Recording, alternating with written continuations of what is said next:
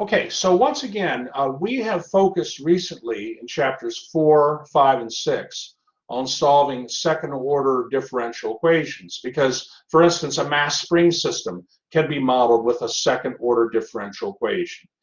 And you learn some multiple approaches to solving these second order differential equations. For instance, the method of undetermined coefficients is an approach. And then, of course, the power series solutions in chapter 6 is another approach. And in chapter 7, we're going to learn yet another approach to solving a differential equation, and it's called using Laplace transforms. And this is particularly helpful if you have a forcing function that is discontinuous. How many of you recall the problems where you had to solve a differential equation, but the forcing function on the right side would be discontinuous? Piecewise function. How many recall seeing some problems like that? Okay, Michael recalls that. And it's somewhat inconvenient using the techniques we've used to solve those kind of differential equations because it involves solving two differential equations and then picking coefficients that will make the solution continuous about the point of discontinuity, or the point where the break is, so to speak. So Laplace transforms are very helpful in those kind of situations. So, okay, well, what is a Laplace transform? A Laplace transform is defined, the Laplace transform of a function f of t is defined as the improper integral from 0 to infinity of e to the negative s of t times ft, and we're going to integrate that integral with respect to t. So how many remember the improper integrals from their Calculus 2 class? How many remember that kind? All right, Michael does. How many remember improper integrals from Calculus 2? You know, we have a limit here of infinity, right? And that's an improper integral. So Andrea remembers that. Yeah, and I remember that. Oh, Antonio, not you. All right, Antonio. Well, you're learning something new then. All right, been a while. Okay. All right. Well, Matthew, you're going to get a little refresher here. So, all right. So this is how we define a Laplace transform of a function. This is how we define it. And we say that the integral is the Laplace transform of the function f. Okay, the function f of t could be a variety of functions. The Laplace transform, this integral is the Laplace transform of the function, provided that the integral converges. So remember, improper integrals can converge, and they can could diverge. Well, naturally, we're interested in an improper integral that converges. So, all right, are there any questions so far? Are there any questions so far here? Okay, well then let's go straight to an example here. Okay, we want to find the Laplace transform of this piecewise function. Let me give you a moment to copy the example down.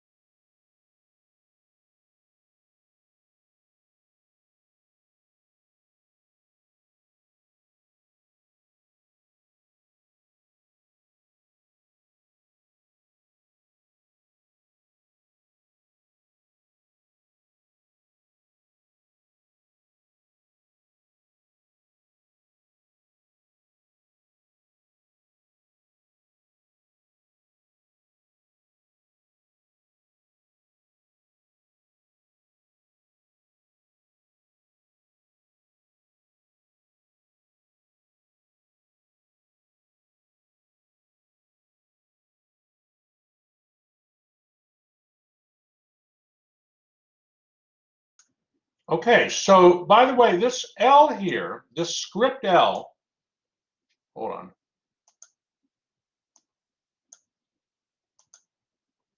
This script L here is written that way out of respect for Laplace, who came up with this.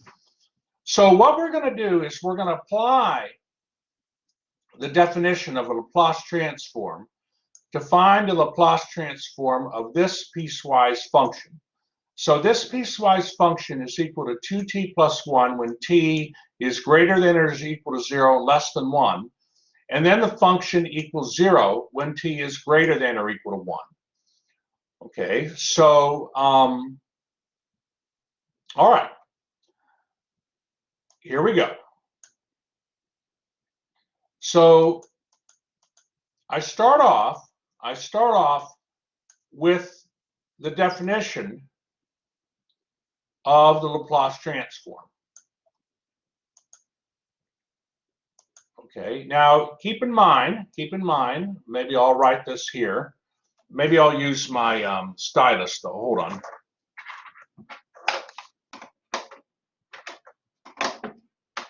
Sorry.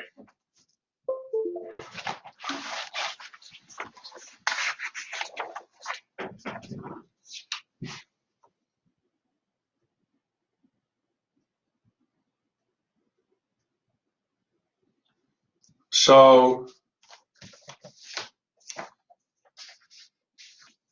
the function f of t is equal to 2t plus 1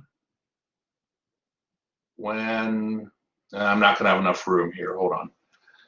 Maybe I'll use the mouse. Hold on.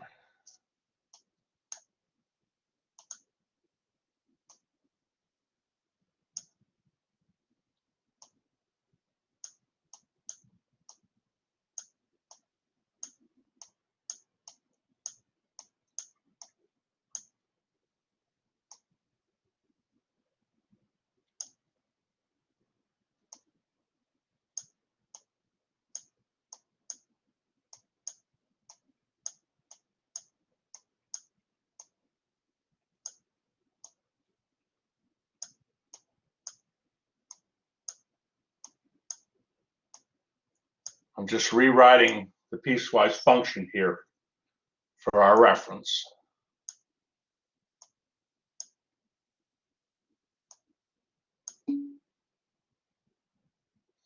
Michael, you know, that's a good question. That's a good question. I have this, I've used the mouse for probably a year, and I got very used to writing with it. The stylus taking me some time to get used to.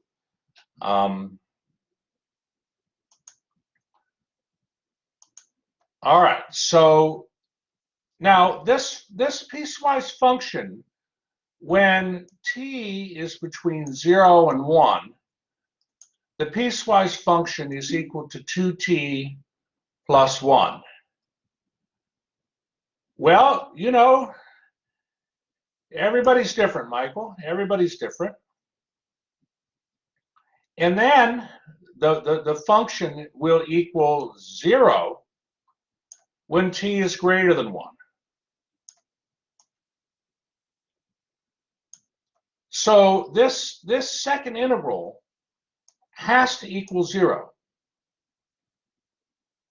And if we distribute, and we distribute the e to the negative st to the 2t term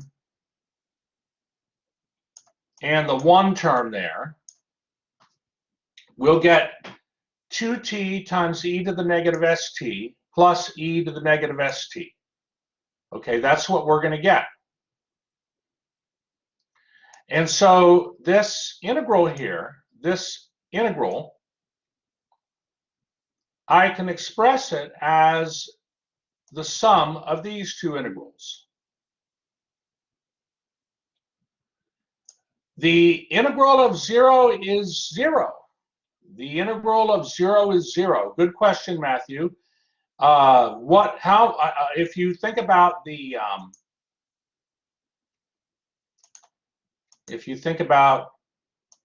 So this second part, this second integral, e to the negative st times 0 is just 0. And if you think about, hold on here.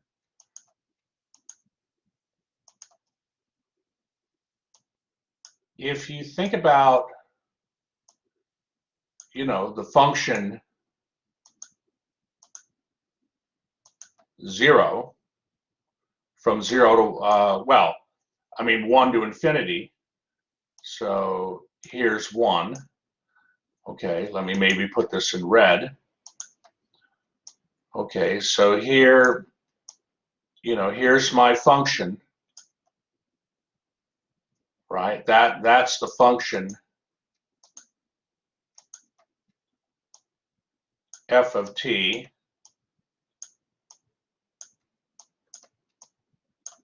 equals 0.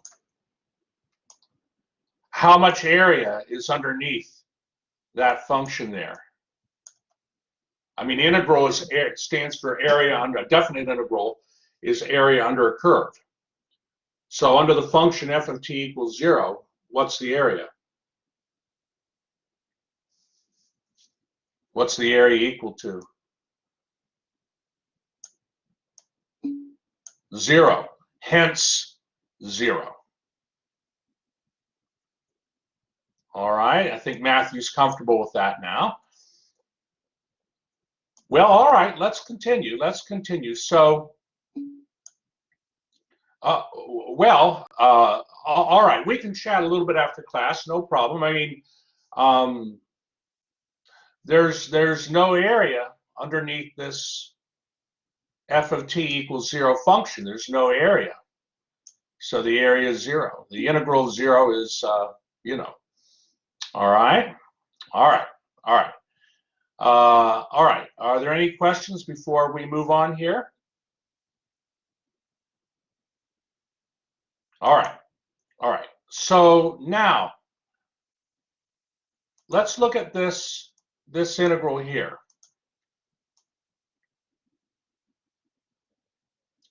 So the integral is with respect to t.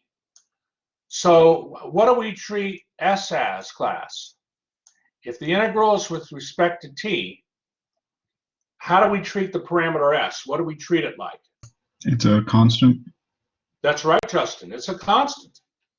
It's a constant. So, well, all right. How many recall using integration by parts for this kind of integral? Absolutely. Absolutely. So I mean, if you had the integral of t to the e negative 2t dt, you would use integration by parts.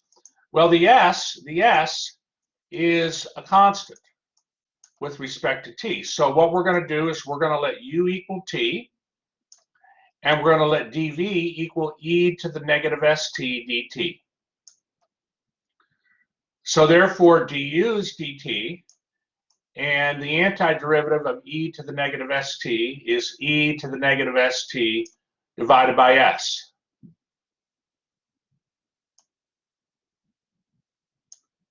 And of course, integration by parts, the integral of u dv is equal to u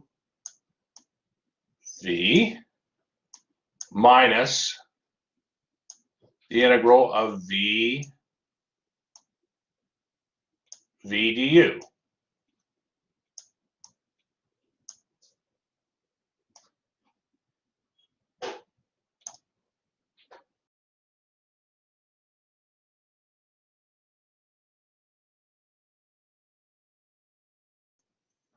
So naturally, you know, here's u, here's v, minus the integral of v du.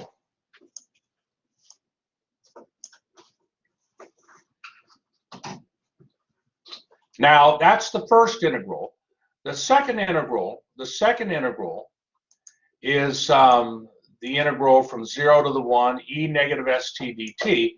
The antiderivative of that is just going to be e to the negative st over s. Are there any questions on this?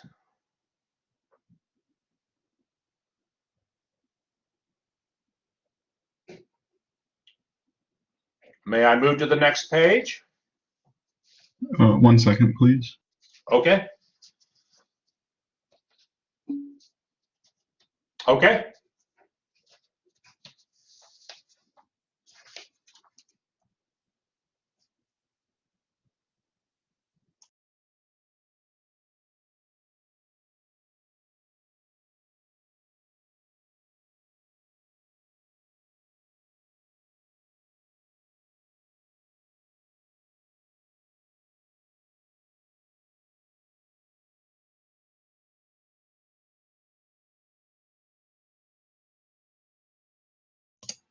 I'm good.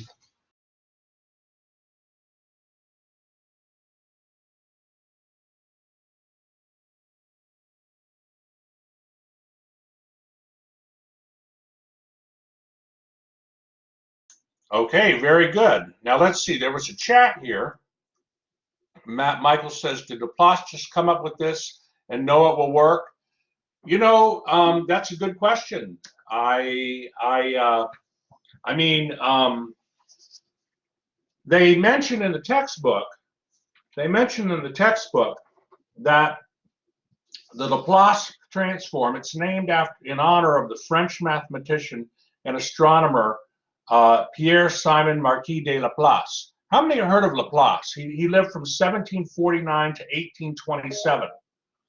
Okay, Michael asks. I definitely heard his name somewhere in math. Sure, sure. And they don't really give a lot of, they don't give, like I know like in the Calculus 2 book, in the Stewart book for Calc 1 and Calc 2, they usually give numerical notes on mathematicians, like Taylor and Maclaurin, but they don't mention much here on, they don't mention too much about Laplace. So that is a good question. Michael, you know, well, you know, transformations, you know, you have lots of transformations, like there's things called Fourier transforms, and now you have Laplace transforms. So transforms have been around, and they're usually used to help, like for instance, they're used to help solve certain situations. Right, Andrea, you've never heard of Laplace before.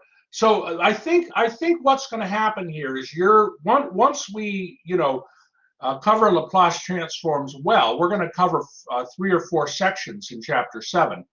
You're going to see how they are helpful. So,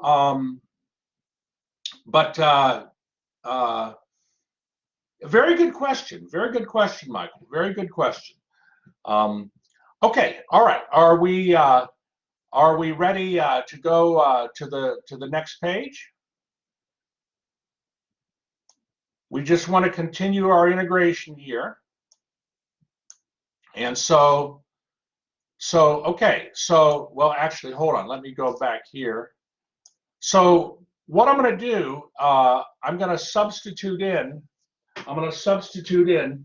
now let me just make sure I got this right here. I have this right. I mean, I have it, but I want to just, it always is a, hold on, class. Okay, so for t here, I'm going to substitute a 1 and a 0. So obviously, when I substitute the 0 in for t, I'm not going to get a term. I'm going to get a 0, right? So when I substitute a 1 in this term and in this term, I'm going to get a 1 times e to the negative 1s over s. So this entire term here, when I substitute in the 1 and the 0 for t, I'm going to get e to the negative 1s over s minus 0. Okay. And then, of course, for the second term, you have a negative here and a negative here. So the second term is going to become a plus. And the third term, you're going to substitute a 1 for t and a 0 for t. And that's going to give you a negative e to the negative s power over s minus 1 over s. So I just wanted to say that so that when we, got to this here, you kind of knew where it all came from. Okay, let me know if you have any questions. Let's see, Zachary's saying, would it be negative 1 over s? Well, yeah, so I do have a negative here. The 0 here is the minus, that's correct. This 0 is the minus the 0 on that first term.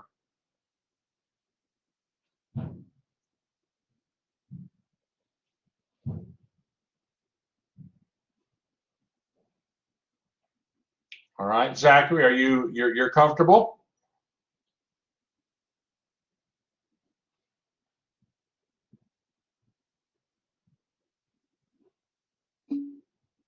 All right, Christopher's comfortable.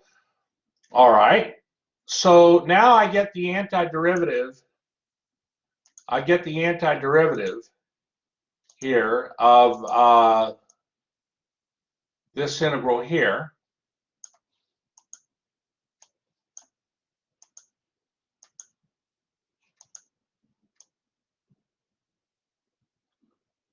Okay, and that is just e to the negative st over s. And now I'm going to distribute, well, 1 over s times s there in the denominator gives you the 1 over s squared. So it's really just algebraic manipulation.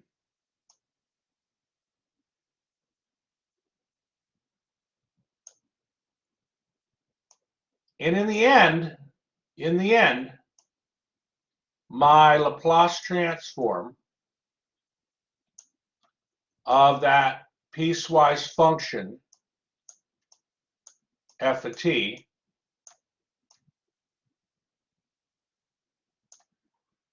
is just going to equal the function you see here. 1 over s times 1 minus 3 times e to the negative s power plus 2 over s squared times 1 minus e to the negative s power.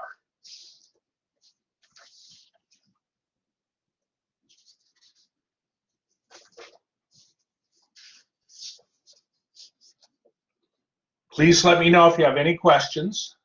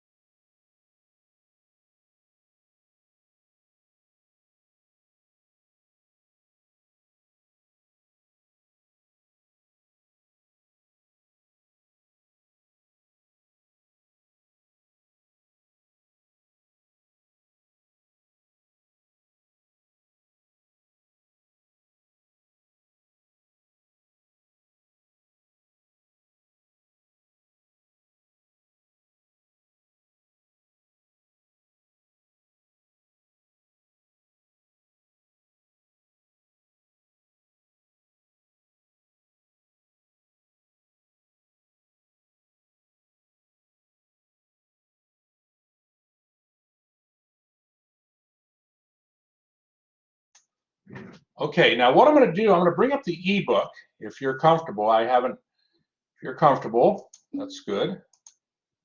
Hold on here. All right, yeah, I'm not going to take this page off yet. I'm not going to take this page off yet.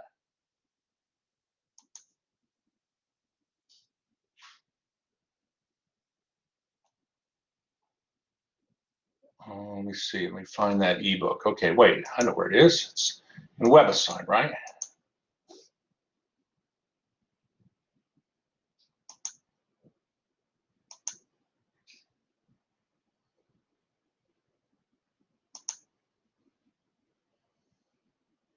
No, wait.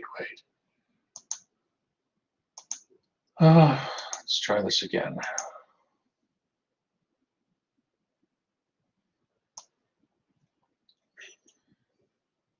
And you might wonder, well, how is this going to help me solve a differential equation? Well, you'll find it's going to be very helpful. Very helpful indeed.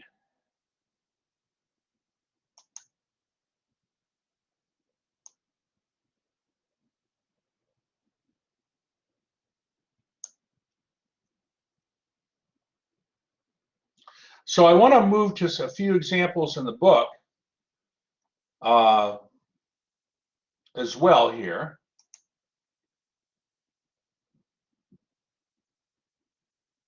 Let me know when you're ready to move forward.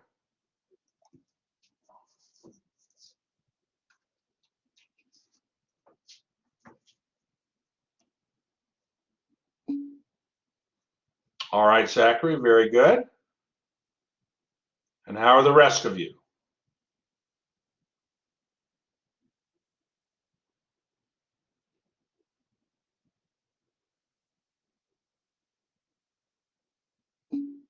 Matthew's good, okay. Christopher's good, wonderful. Kathia's good. Okay, okay. Well, all right, let's bring up the ebook.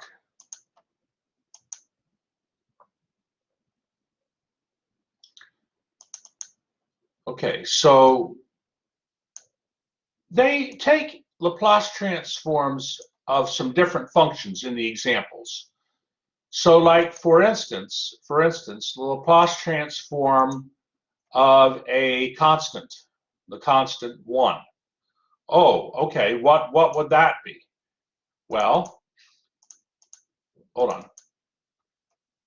So you just apply the definition, and you're going to get 1 over s. 1 over s. The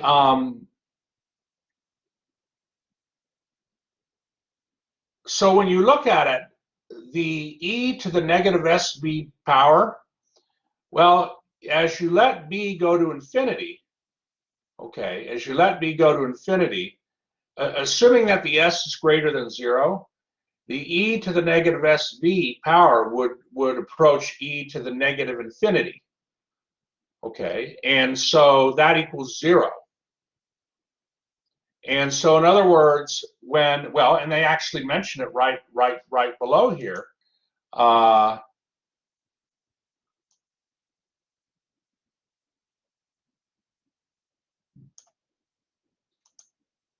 When s is greater than 0, the exponent negative sb is negative, and so e to the negative sb would approach 0 as b approaches infinity.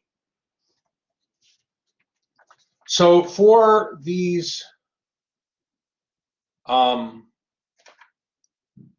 we traditionally assume that s is positive for Laplace transforms. Now they say that the use of the limit sign is tedious, so they'll adopt the notation 0 to infinity as a shorthand for writing the limit. Personally, I think, you know, the limit should be there, but we'll follow the book convention. So therefore, Laplace transform, hold on here, let me get, I don't need all this. The Laplace transform of 1 is equal to 1 over s, where s is greater than 0. Are there any questions on that example?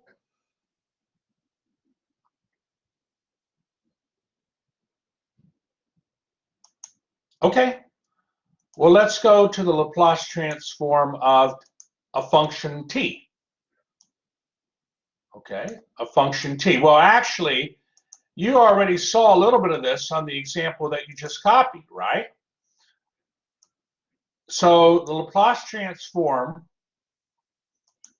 of t is the integral from 0 to infinity of e to the negative, hold on, is the integral from 0 to infinity of e to the negative st times t dt.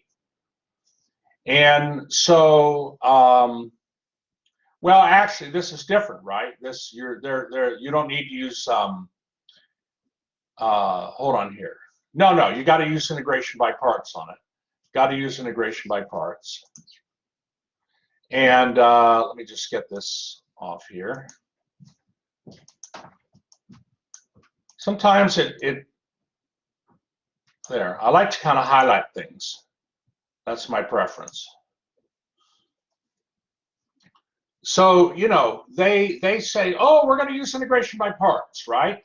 But they don't say, okay, let u equal this and dv equal that. They don't show the little steps, but that doesn't mean that, of course, you know, like on an exam, you would need to show the steps, right? So, but in any rate, the Laplace transform of t is equal to 1 over s squared. Now, this is interesting. This is interesting. The Laplace transform of 1, okay, was equal to 1 over s. The Laplace transform of t was 1 over s squared. What do you think the Laplace transform of, hold on here, of t squared is going to be? You know, Antonio, you're almost right. It's going to actually be 2 over s cubed. The Laplace transform of t to the nth power is equal to n factorial over s to the n plus first power. Okay, that formula can be proven, but you were pretty close, Antonio, pretty close. Okay. Okay, so, you know, well, let's keep going here. Let's look at a few more Laplace transforms. So, okay, Laplace transform of e to the negative 3t. Okay, well, let's see what they do there. Now, this is actually example. Hold on here. What good question, but let me again. Example 3, right? Okay, so hold on. Okay, Laplace transform of e to the negative 3t power. Now let me see. There's a question in the chat here. Oh, so what I was saying, Zachary, is the Laplace transform of the number 1, which is t, the same as t to the 0th power, by the way. The Laplace transform of 1 is equal to 1 over s. Here, hold on. Let me show you here. Let me show you. I'll come back to this, class. I'll come back to this. So, okay, the Laplace transform of 1 is equal to 1 over s. The Laplace transform of t, and again, they showed this using the definition in examples 1 and 2. The Laplace transform of t is 1 over s squared. So I was speculating, well, what do you think the Laplace transform of t squared would be? What would the Laplace transform of t squared be? Well, what do you think should be in the denominator? That's right, s cubed. And in the numerator, in fact, it's going to be a 2. There's a standard formula for the Laplace transform of t to the nth power. Okay, you know, based on like a pattern here, you could use induction actually, but the Laplace transform of t to the nth power is equal to n factorial divided by s to the n plus first power. Okay, and that's what I was mentioning. That's what I was mentioning.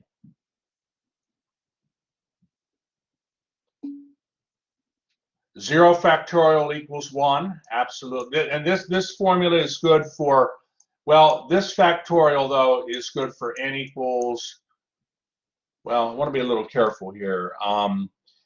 They have it as n equals 1, 2, 3. That's what the formula has. It's starting at n equals 1. But it would also work for n equals 0, right? But they don't do it that way. So,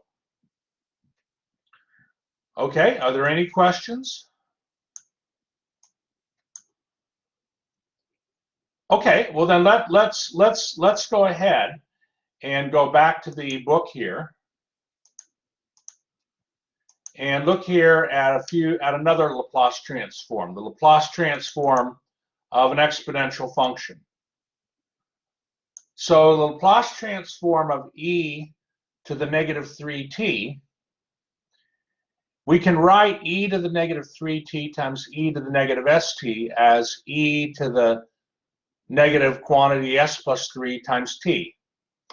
And then the antiderivative of that is negative e to the power negative s plus 3 times t divided by s plus 3. Again, s plus 3 is a constant with respect to t.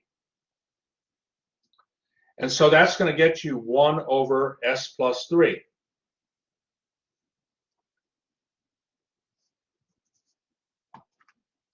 Are there any questions on that one?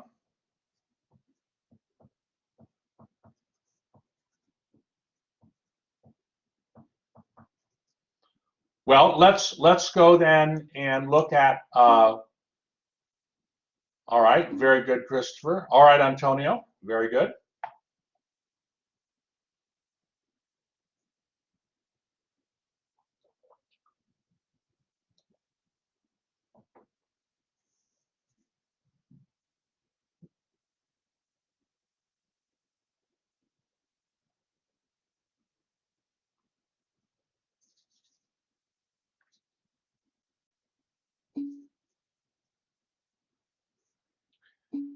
So this one here, right, so e to the negative infinity is approaches 0. So when you put t equals infinity in the integrand there, you'll have e to a negative number, e to a negative infinity, because s plus 3 times infinity is infinity. So e to the negative infinity goes to 0. And then when you put a 0 in for t, you're going to have e to the negative 0, which is 1. So minus the negative 1 is positive 1. Good question. Good question.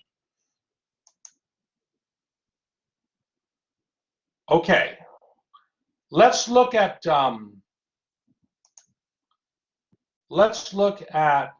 e to the Laplace transform of e to the 5t power. Let's look at that. So again, they use the same sort of approach, and in that case, they're going to get 1 over s minus 5.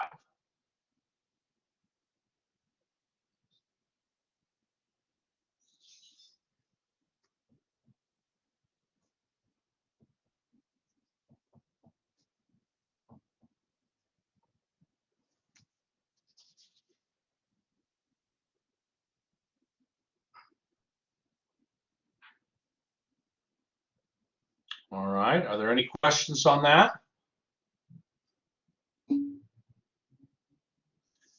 Let's see, Mark says, isn't infinity, I'll tell you what, all right, I'll tell you what. And this is why your questions are good ones, Your questions are good ones, and the reason you're asking them is because they're leaving out really an important step here. So let me I'm going to go to the I mean I understand what they're doing, but let me go to the blackboard and help you with this. Okay, so let me go to the blackboard here.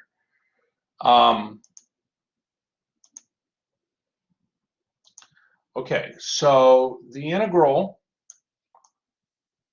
from 0 to infinity of e to the negative s, and I'm sorry, I got to make s minus 5.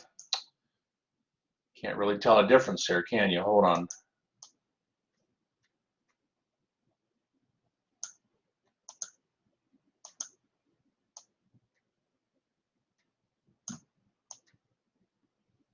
Man, hold on. We're going to get this.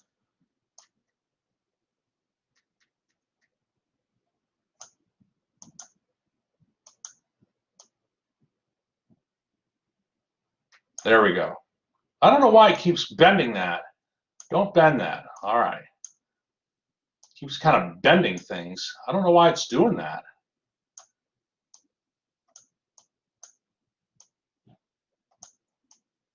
But you see what I got here. So we can write this as the limit as b approaches infinity. Okay, the limit as b approaches infinity of the integral from 0 to b of e to the negative s minus, I don't know why it's acting this way.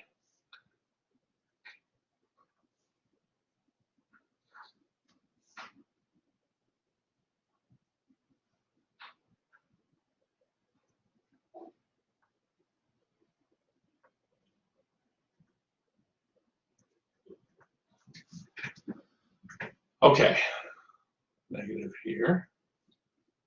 Okay, so this is the limit then as b approaches infinity of e to the negative s minus 5 t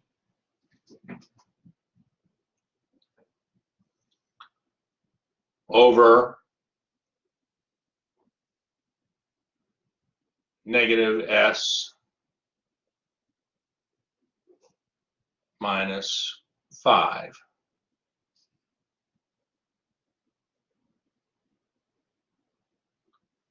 from 0 to b. Okay. So then we have the limit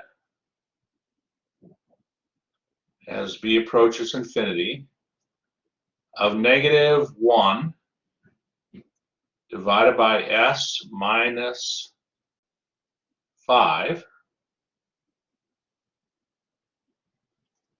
times e to the negative s minus 5 b minus e to the negative s minus 5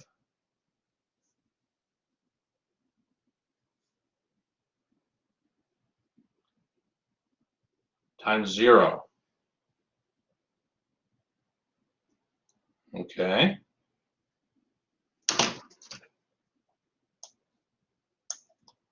So what we get here is this just is equal to 0. And so e to the negative 0, well, let me that's going to be like -1, right? And we got the -1 over s minus 5 here. And since, I want to say this the right way, if we assume that s is greater than 5, then s minus 5 is going to be positive. And so really what you have here is e to the negative plus infinity, right? Because b goes to infinity. And s minus 5 is going to be positive if you assume s is greater than 5. And this is just going to equal to 0. And so you're going to end up getting then, when you're done, you're going to end up getting 1 over s minus 5. So they have conditions on the s. In this case, s is greater than 5. See, you want to have the condition on the s so that the improper integral converges. And that's why they're saying, okay, let s greater than 5. Let s be greater than 5. Mark, does that help you feel a little more comfortable with that?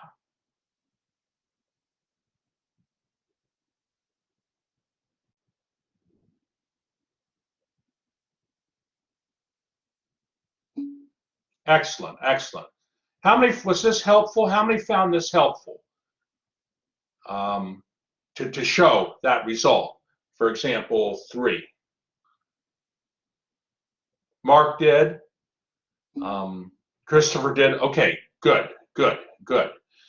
All right, all right. So now let's see what we have here. Let's see what we have. We have something interesting here. We have something interesting. So let's see. Now, the Laplace transform of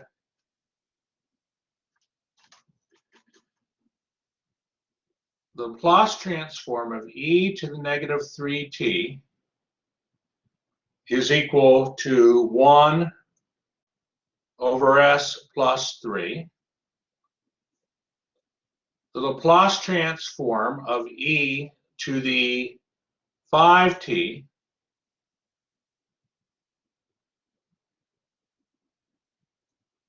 is equal to 1 over s minus 5. And incidentally, 1 over s plus 3 is the same as s minus a negative 3, right?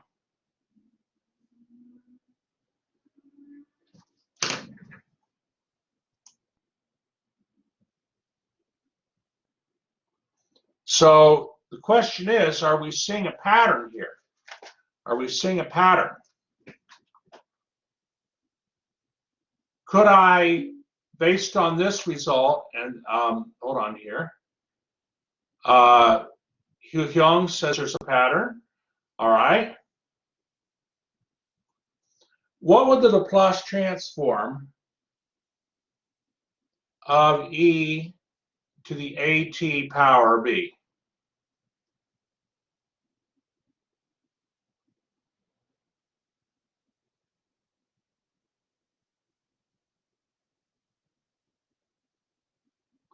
One over what?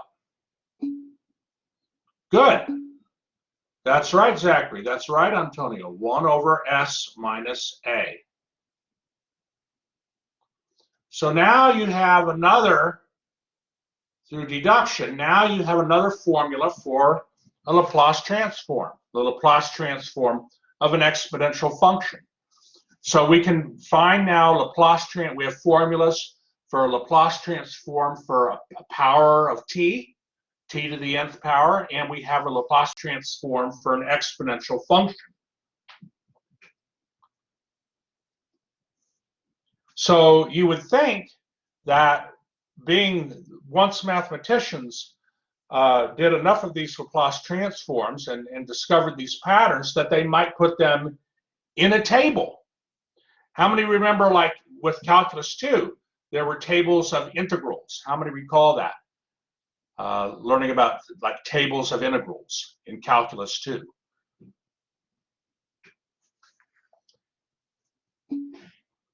Yeah, like trig functions. That's right, Matthew. That's right. Now, of course, our integrals we work out, but yeah, there are tables for these for certain integrals, and there are tables for Laplace transforms. Let me show you what the table is here. So if we go back to the book here. Okay, and let me just see here, one moment. So here are some transforms of some basic functions.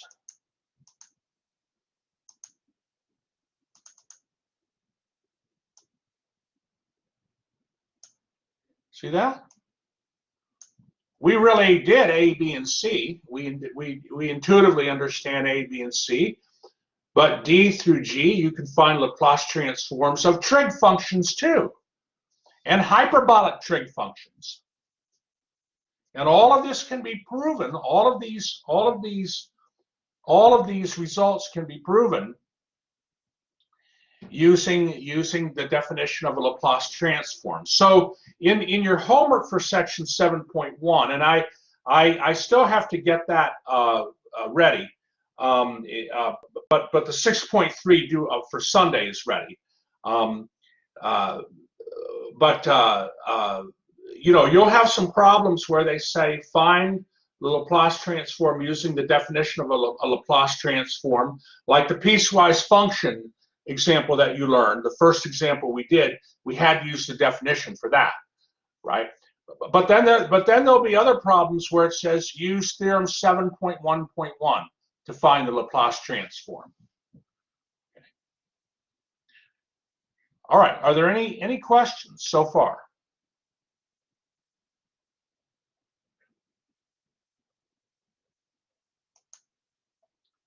All right, all right. Well, so let me see here now. I want to talk about also what's called the linearity of a Laplace transform. So let's say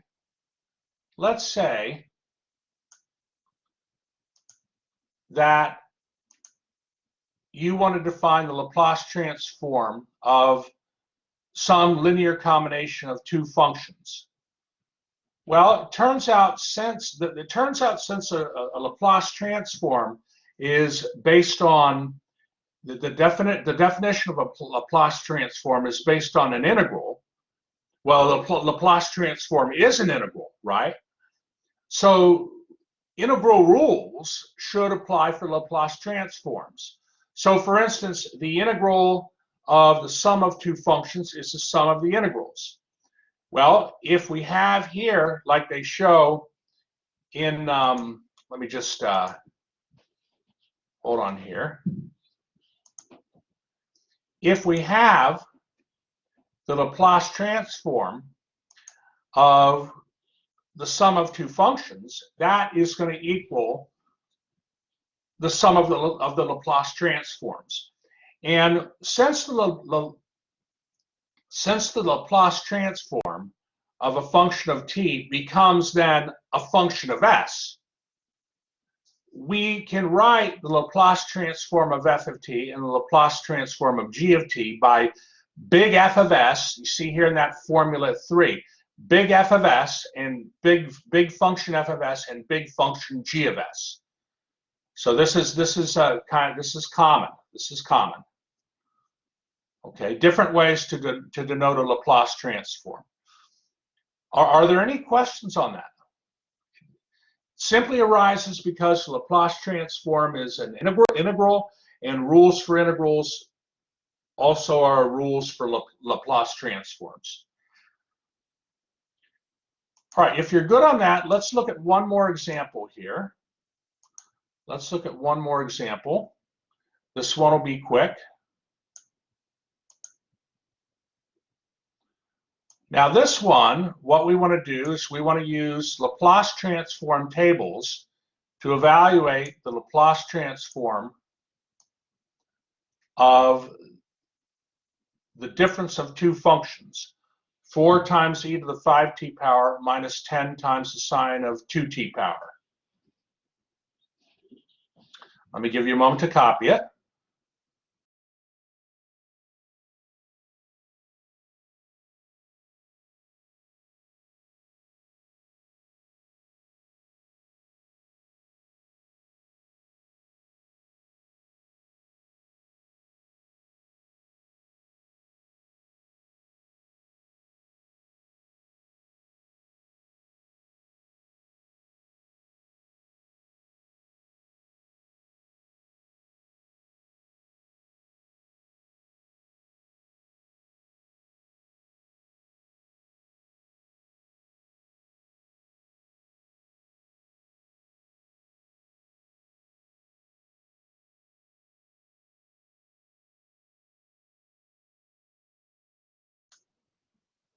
Okay, so what I'm going to do is I'm going to show you the table of Laplace transforms here.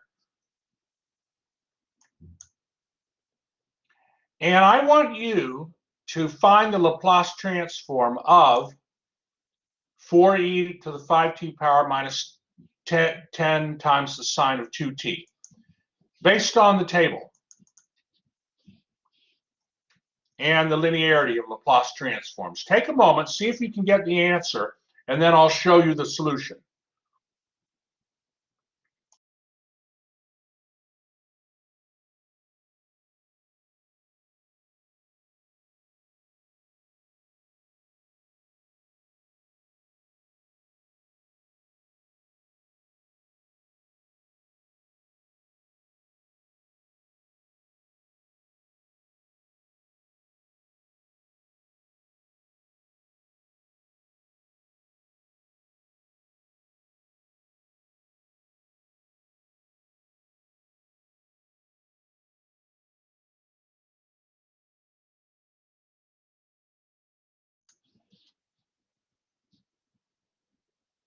And maybe give me a thumbs up when you think you have it.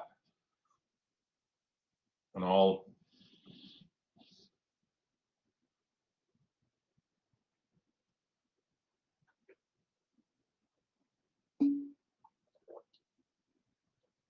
All right, Zachary, hold on to that thought. I'm going to show you in a minute here what the answer is. All right. Well, I'm going to wait 60 seconds, Matthew.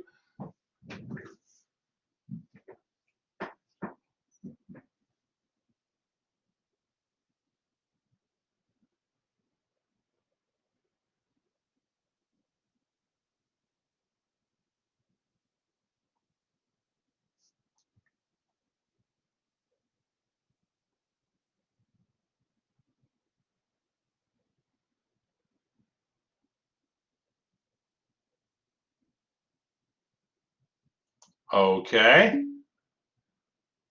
All right, here we go. Okay, Matthew's ready. Here we are. So, yeah, so you're using the table. You're using the table. You're not using the definition. You're going to be using, well, let me see. You're going to be using this formula here. Ah, yeah, Matthew likes that. And you're going to be using this formula here, formula C and D. And so when you use those formulas, of course, for the sine of 2t, k equals 2, and for e to the 5t, a equals 5. And so here's the answer. Here's the solution.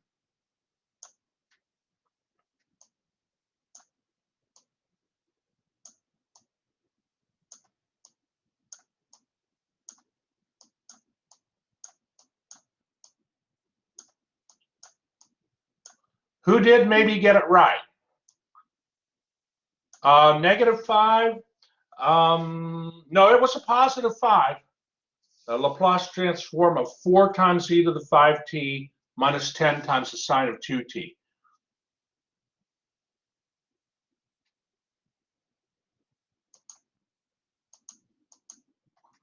This is the final answer. Mark, all right, good job, Mark. Who else maybe got that? Who else maybe got that? Or got close? Who got close? Okay, Antonio, good. All right, Christopher. Good. How many like Laplace transforms? How many are, and I know we're at the end of our class, but how many are kind of liking Laplace transforms? All right, Antonio has a big high there on that. Matthew, and the table is nice, absolutely. And this is going to be a wonderful chapter, you know, a wonderful chapter as well, chapter 7. So are there any questions before I stop the recording? Michael likes it too, good. Okay, I'll stop the recording.